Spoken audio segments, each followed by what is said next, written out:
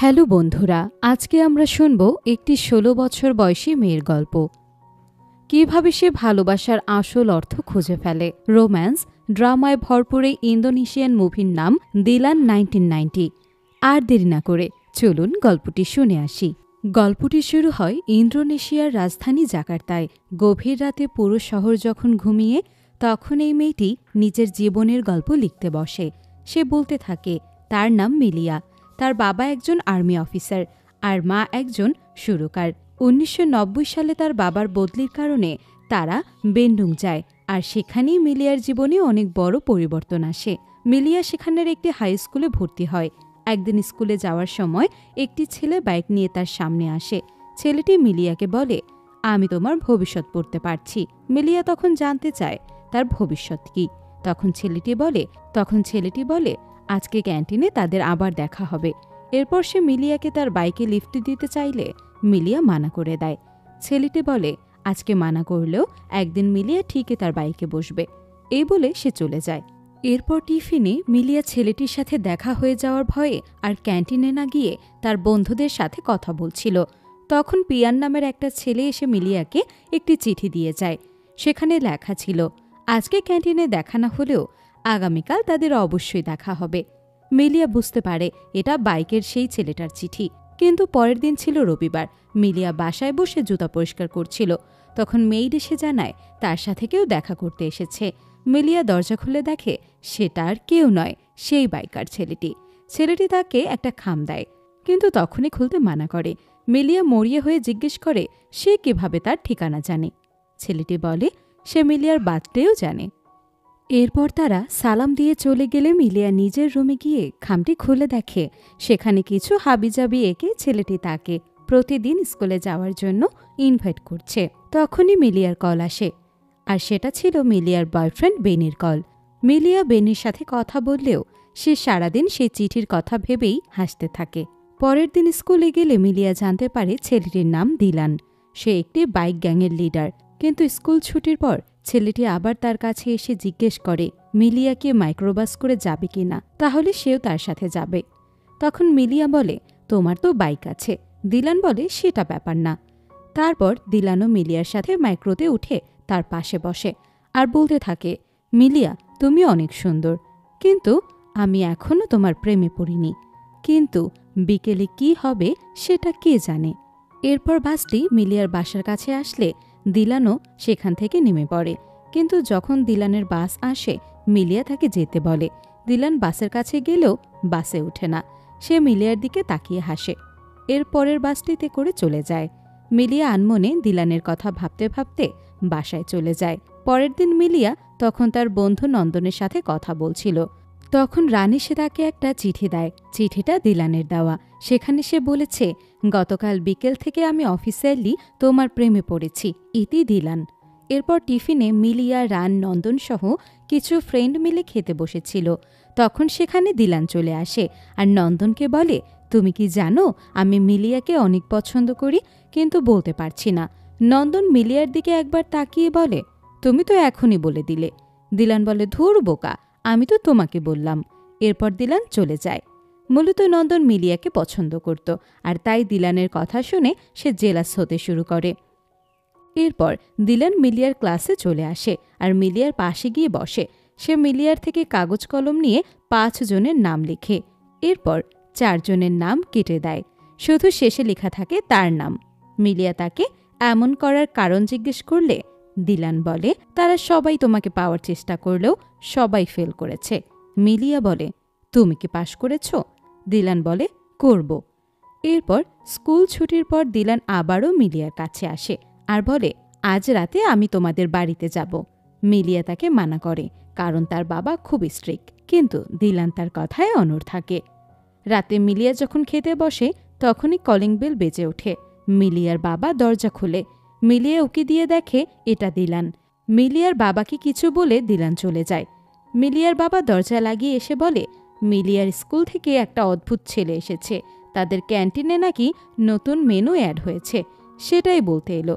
মিলিয়া তার বাবার কথা শুনে হাসতে থাকে। এরপরই মিলিয়ার কল আসে। কল ধরলে মিলিয়া বুঝতে পারে এটা দিলান। দিলান বলে, আমি আজকে তোমাদের বাড়ি কেন গিয়েছি জানো? মিলিয়া বলে, কেন? দিলান বলে, আমি না গেলে তুমি ভাবতে আমি হয়তো তোমার বাবাকে ভয় পাই, তাই যাইনি। কিন্তু তোমার বাবা খুবই ভালো মানুষ। এরপর দিলান আবার বলে, মিলিয়া, আজকে রাতে তুমি ঘুমানোর আগে তোমাকে গুড নাইট বলবো। হয়তো তুমি শুনবে না, তবুও বলবো। এরপর মিলিয়া ঘুমানোর আগে দিলানকে গুড নাইট বলে ঘুমিয়ে পড়ে। পরের দিন বিকেলে পত্রিকাওয়ালা পত্রিকার সাথে একটি চকলেট দিয়ে যায় মিলিয়ার জন্য। পরে দিলান কল দিয়ে জানায় চকলেট সেই পাঠিয়েছে। এরপর তারা অনেকক্ষণ কথা বলে। সেদিন রাত 12টার দিকে মিলিয়া যখন ঘুমাচ্ছিল তখন তার মা এসে তাকে ডেকে তুলে বলে, উঠো মিলিয়া, দেখো তোমার বন্ধুরা এসেছে। মিলিয়া বাইরে গিয়ে দেখে তার বয়ফ্রেন্ড বেনি এসেছে, কারণ আজকে মিলিয়ার জন্মদিন। এরপর কেক কেটে সে চলে যায়। পরের দিন স্কুলেও নন্দন ও অন্যান্য বন্ধুরা মিলে মিলিয়ার জন্য কেক আনে। নন্দন অনেক বড় টেডিও গিফট করে, কিন্তু এসব সারপ্রাইজ দামি গিফট কিছুতেই মিলিয়া ঠিকভাবে খুশি হতে পারছিল না। সে শুধু দিলানকে খুঁজতে থাকে, কারণ দিলান তাকে একবারও কল করেনি বা দেখাও করেনি। কিন্তু হঠাৎ ক্লাস চলাকালীন সময় সে সেখানে চলে আসে, মিলিয়ার সামনে গিয়ে তাকে উইশ করে আর একটা ছোট্ট গিফট দিয়ে চলে যায়। বাসায় গিয়ে মিলিয়া দামি দামি গিফটগুলো একপাশে রেখে দিলানের দেওয়া সেই ছোট্ট গিফটটা খোলে। সেখানে ছিল একটা চিঠি আর সলভ করা পাজেল। চিঠিতে লেখা ছিল, পাজেল সলভ করতে গিয়ে তোমার যাতে মাথা ব্যথা না হয় তাই আমি পাজেলগুলো সলভ করে দিলাম। মিলিয়া খুব খুশি হয়ে যায়। তখন তার কাছে দিলানের কল আসে। দিলান বলে, মিলিয়া, কখনো কেউ যদি তোমাকে কষ্ট দেয় তাহলে সেটা আমাকে বলো না। মিলিয়া বলে, কেন? দিলান বলে, কারণ তাহলে সেই ব্যক্তিকে আমি ভ্যানিশ করে দিব। কিন্তু এর পরের দিন থেকেই দিলান মিলিয়াকে ইগনোর করতে থাকে, যা মিলিয়ার সহ্য হয় না। তাই সে দিলানের বন্ধু পিয়ানের সাথে দেখা করে জিজ্ঞেস করে, দিলান কেন তাকে আর কল করে না, কথা বলে না। পিয়ান জানায়, দিলান ভেবেছে মিলিয়া হয়তো নন্দনের সাথে ডেট করছে, তাই সে মিলিয়াকে ইগনোর করে। মিলিয়া অবাক হয়ে যায়। সে পিয়ানকে বলে সে যে নন্দনের সাথে ডেট করছে না, আর এই কথা যাতে দিলানকেও বলে। এরপর সে চলে যায়। পরের দিন পিয়ানের সাথে মিলিয়ার দেখা হয়। মিলিয়া জিজ্ঞেস করেছে পিয়ান দিলানকে কথাটা বলেছে কিনা। পিয়ান বলে সে জানিয়েছে, আর দিলানও এই খবর পেয়ে খুশি হয়েছে। এরপর তাদের স্কুলে কুইজ প্রতিযোগিতা শুরু হয়, কিন্তু দিলান ইচ্ছে করে হেরে যায়। মিলিয়ারদের টিম জিতে যায়। এরপর তাদের ন্যাশনাল পর্যায়ে খেলতে জাকার্তা যেতে হয়। সেখানে দিলানেরও যাওয়ার কথা ছিল। মিলিয়া তার জন্য অপেক্ষা করে, কিন্তু সে আসে না। জাকার্তা যাওয়ার আগে মিলিয়া বেনিকেও বলে রাখে, কিন্তু জাকার্তা গিয়ে মিলিয়াদের টিম হেরে যায়। তখন তারা মন খারাপ করে খাবার খাচ্ছিল। একসময় রান উঠে ওয়াশরুমে গেলে তখনই সেখানে বেনি আসে মিলিয়ার সাথে দেখা করতে। মিলিয়ার নন্দনকে একসাথে দেখে সে খুব রেগে যায়। নন্দনকে সে ঘুষি মারে আর মিলিয়ার সাথে খুব খারাপ ব্যবহার করে। মিলিয়া কান্না করতে করতে চলে যায়। আসার সময় বাসে বসে সে ভাবে, দিলান কেন এখানে নেই? দিলান তো বলেছিল কেউ তাকে কষ্ট দিলে তাকে শেষ করে ফেলবে। পরে বাসায় আসলে মিলিয়ার মন খারাপ দেখে নন্দন আর রান তাদের বন্ধুদের নিয়ে দেখা করতে আসে। বন্ধুদের দেখে মিলিয়া খুব খুশি হয়, কিন্তু তখনই মেয়েড এসে জানায় বেনি কল করেছে। মিলিয়া মেয়েডকে বলে মেয়েড যেন বেনিকে বলে দেয় মিলিয়া ঘুমাচ্ছে। এরপরেই দিলানের কল আসলে মিলিয়া ছুটে যায়। দিলান জানায় সে জাকার্তায় ঘটা সব কিছুই জেনে গেছে, আর এখন সে মিলিয়ার সাথে দেখা করতে আসবে। এটা শুনে মিলিয়া একটু সাজগোজ করে, আবার এসে তার বন্ধুদের সাথে বসে। তখনই দিলান একটা মহিলাকে পাঠায় মিলিয়াকে বডি মেসেজ করে দেওয়ার জন্য। একটু পর সেখানে দিলানও আসে। তাকে দেখে নন্দন আর বন্ধুদের নিয়ে চলে যায়। এর কিছুক্ষণ পর দিলানও মহিলাটিকে নিয়ে চলে যায়। সেদিন বেনিও তার বাবাকে নিয়ে মিলিয়ার কাছে আসে, কিন্তু মিলিয়া তখন বেনির বাবার কাছে কিছু সময় চায়। তবে পরের দিন বেনি কল করলে মিলিয়া জানায় তাদের সম্পর্ক শেষ। সে সত্যিকারের ভালোবাসা খুঁজে পেয়েছে, যে সম্মান করতে জানে, যত্ন করতে জানে। তখনও বেনি মিলিয়াকে নন্দনের ব্যাপারে সন্দেহ করে আর খারাপ ব্যবহার করে। পরের দিন মিলিয়া দিলানকে কিছু কথা বলতে তার আড্ডাখানায় যায়, কিন্তু সেখানে দিলান তো ছিলই না। উল্টো সেখানে থাকা ছেলেগুলো মিলিয়াকে আজে বাজে কথা বলতে থাকে। তাই মিলিয়া সেখান থেকে চলে আসে। সেদিন তাদের স্কুলে একটা বাইকার গ্যাং আক্রমণ চালায়। মিলিয়া এতে খুব ভয় পেয়ে যায়। সে ভাবে তারা হয়তো দিলানের ক্ষতি করতেই এসেছে। সে নিজের কথা না ভেবে এই ঝামেলার মধ্যেই দিলানকে খুঁজে বের করে, কিন্তু দিলান জানায় এমন কিছুই না, তারা অন্য কাউকে খুঁজতে এসেছে। পরের দিন যখন অ্যাসেম্বলি চলছিল, দিলান লাইন ব্রেক করে মিলিয়ার পাশে গিয়ে দাঁড়ায়, আর সেটা একজন টিচার দেখে ফেলে। তিনি রেগে গিয়ে দিলানের গালে থাপ্পড়ও মারে। এতে দিলানও তার নিজেকে কন্ট্রোল করতে না পেরে টিচারকে মারতে থাকে। সবাই কোনো মতে দুজনকে সামলে নেয়। এরপর দিলানকে প্রিন্সিপালের রুমে নিয়ে যাওয়া হয়। প্রিন্সিপাল স্যার দিলানকে অনেক কিছু বললেও দিলান জানায় সে খারাপ কিছু করেনি। স্যার যদি তাকে বুঝিয়ে বলতো তাহলে সে এমনটা করতো না। দিলান কারো কাছে ক্ষমা না চাইলেও মিলিয়ার কাছে ক্ষমা চায়, যাতে মিলিয়া তাকে ভুল না বোঝে। সেদিন ঝামেলার কারণে দিলানের মাকেও স্কুলে আসতে হয়। তখন তিনি প্রথমবারের মতো মিলিয়াকে দেখে। তবে দিলান আগেই তার মাকে মিলিয়ার ব্যাপারে সব বলে দিয়েছে। দিলানের মায়েরও মিলিয়াকে খুব ভালো লাগে, এমনকি তিনি মিলিয়াকে নিজের গাড়িতে করে বাড়ি পর্যন্ত দিয়ে আসে। সেখানে তিনি মিলিয়ার মায়ের সাথেও দেখা করে।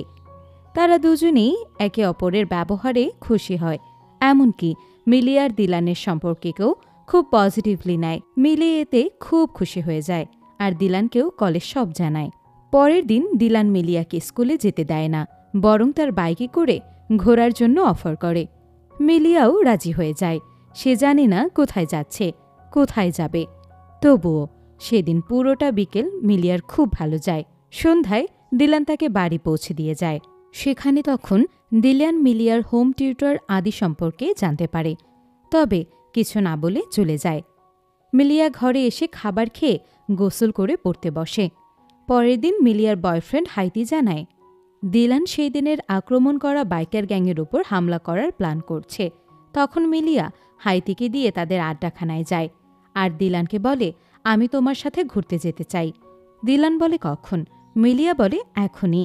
দিলান বলে, আমরা কালকে যাই। মিলিয়া বলে, না, আমি আজ এখনই তোমার সাথে ঘুরতে যেতে চাই। দিলান আর কোনো উপায় না পেয়ে মিলিয়াকে নিয়ে বের হয়ে যায়। মিলিয়াকে নিয়ে সে তাদের এলাকায় আসে আর বলে, এখানে সবাই আমার পরিচিত, তুমি চাইলে চিৎকার দিয়ে কিছু বলতে পারো। মিলিয়া বলে, কি বলবো? দিলান বলে, আই লাভ ইউ। এরপর দিলান মিলিয়াকে তাদের বাড়িতে নিয়ে যায়। দিলানের মা মিলিয়াকে দেখে খুব খুশি হয়। মিলিয়া দিলানের মাকে দিলানের ব্যাপারে জিজ্ঞেস করতে থাকে, কিন্তু তখনই দিলানের কল আসে। দিলানের বন্ধু কল করেছে। দিলান কল পেয়ে বাইরে যেতে চায়, কিন্তু মিলিয়া তখন বলে দিলান বাইরে গেলে সেও যাবে। এটা শুনে দিলান আর বাইরে যায় না। দিলানের পরিবারের সাথে মিলিয়ার ভালো সময় কাটে। রাতে দিলান মিলিয়াকে বাড়িতে পৌঁছে দেয়। রাস্তায় মিলিয়া দিলানকে জিজ্ঞেস করে, কোন জিনিসটা তোমায় সবচেয়ে কষ্ট দিবে? দিলান বলে, যদি কখনো তুমি আর আমার সামনে না আসো। মিলিয়া বলে, তুমি কখনো কোনো ধরনের ঝামেলায় জড়াবে না, তাহলে আমি আর তোমার সামনে আসব না। এরপর মিলিয়ার বাড়ির সামনে আসলে দিলান আদিকে দেখে আর একটু খটকা লাগে, তবে কিছু না বলেই চলে যায়। এদিকে আদি যখন মিলিয়াকে পড়াচ্ছিল তখন বলে সে কালকে মিলিয়াকে তার ক্যাম্পাস ঘোরাতে নিয়ে যাবে। মিলিয়া মানা করে দিলে সে মিলিয়াকে দামি গিফট দিয়ে মানাতে চায়, কিন্তু তখন মিলিয়া এড়িয়ে যায়। ঠিক তখনই দিলান মিলিয়াকে কল করে।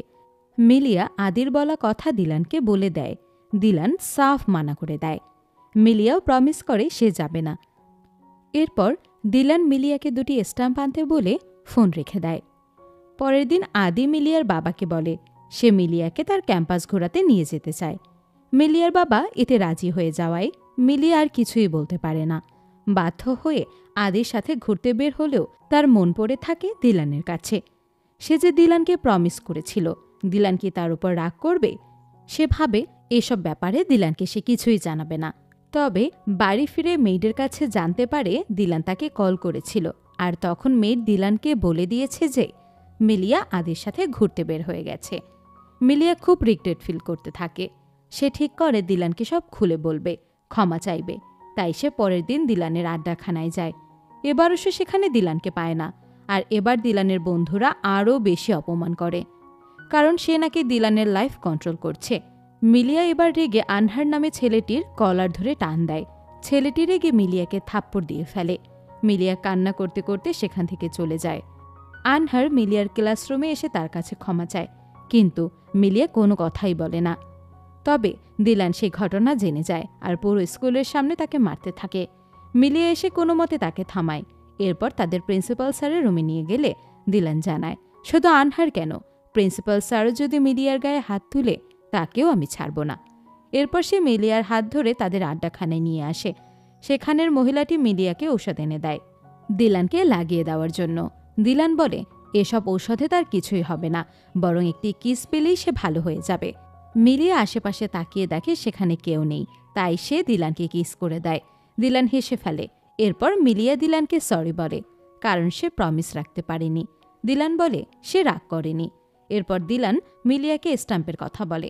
মিলিয়া জানায় সে স্ট্যাম্প এনেছে, কিন্তু স্ট্যাম্প দিয়ে সে কী করবে। দিলান বলে দেখোই না। মিলিয়া স্ট্যাম্প বের করে দেয়।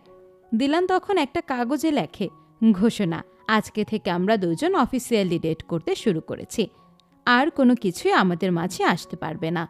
এরপর মিলিয়া দিলান দুজনেই সেখানে সই করে। এরপর তারা ঘুরতে বের হয়ে যায়। এখানেই শেষ হয়ে যায় মিলিয়ার গল্প। কিন্তু সে জাকার্তা শহরে সাগরের ঢেউ, পাখির গান, মানুষের আনাগোনা কিছুই তাকে ছুঁতে পারে না। কিন্তু কেন?